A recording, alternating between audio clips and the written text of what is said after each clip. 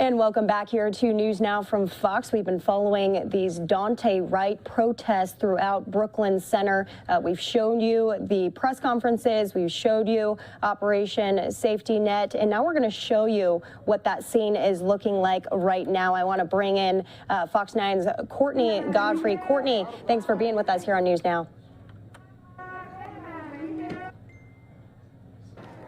Yeah, good afternoon. We're here for day 4 of protests. You can see that it's a much smaller crowd than what we saw last night and the 2 nights before that. But this is generally how it starts. It starts as a couple dozen throughout the day. It grows throughout the day.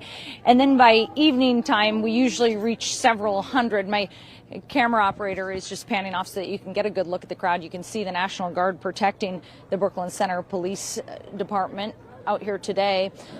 Usually we do not see that show of force that you're seeing at night until force is used against them. So last night, authorities said that they started using chemical irritants and foam bullets because the protesters were throwing water bottles, canned food at them, and that they were trying to break down this barrier that you see there protecting the police department. They said they just couldn't stand for that any longer. Now, protesters out here have been demanding criminal charges against that officer who killed Daunte Wright, and today they got them.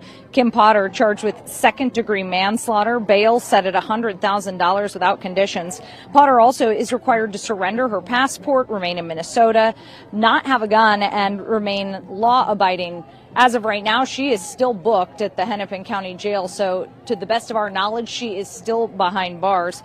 Now, organizers of these protests are demanding that the use of all crowd control tactics be ceased, including gas and foam bullets. But the governor's standing behind the action, saying some demonstrators were acting unlawfully last night and it just became an unsafe situation. Now, talking to a couple of the protesters who are out here right now, they are expecting a much larger crowd than last night, and they're expecting it to get pretty rowdy.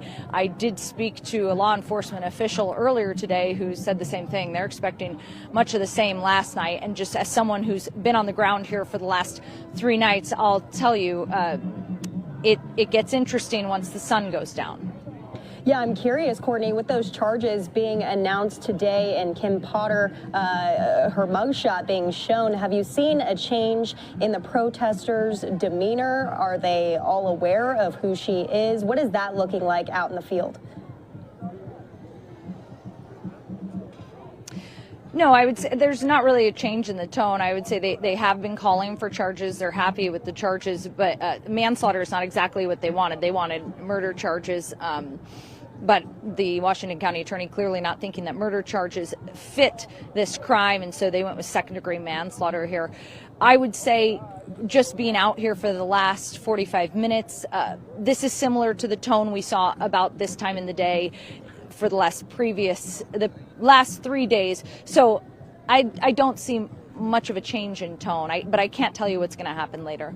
And I wonder if you can tell us, I know there was some announcements about there being a change in who's kind of heading the tactical response out in the field. We now know that the Hennepin County Sheriff's Office is heading that. Do we know why they are kind of taking over, and what's the latest when it comes to the police department in town as well in Brooklyn Center?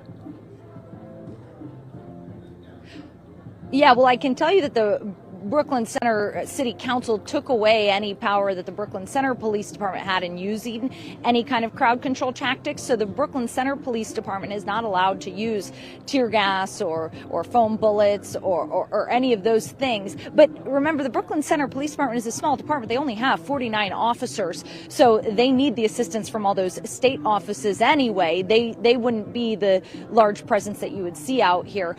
It's interesting because the Hennepin County Sheriff really has been a lead organization on this already. So I don't think that we're going to see anything that's noticeably different tonight. The people that we see on the front lines are generally state patrol. The individuals that protect the police department itself is National Guard. And that's what we're seeing again here tonight, National Guard protecting the department. But when it comes to when the crowd gets rowdy and they need to do crowd control, it's a mix already. So I don't know if we'll see any difference between tactics tonight and who's visibly out here. Yeah, and being out in the field, I mean, as a reporter, do you feel like there's enough law enforcement in comparison to the masses of protesters that are out there? The law enforcement out here last night vastly outnumbered the number of protesters, and that was evident just by eyeballing it. And last question for you, Courtney, and then we'll let you go. I know you're busy out there. In comparison, do you think that these protests are getting a little more emotional, a little more passionate, or do you think they're phasing off? Are we going to see protests throughout the rest of the week and into the weekend?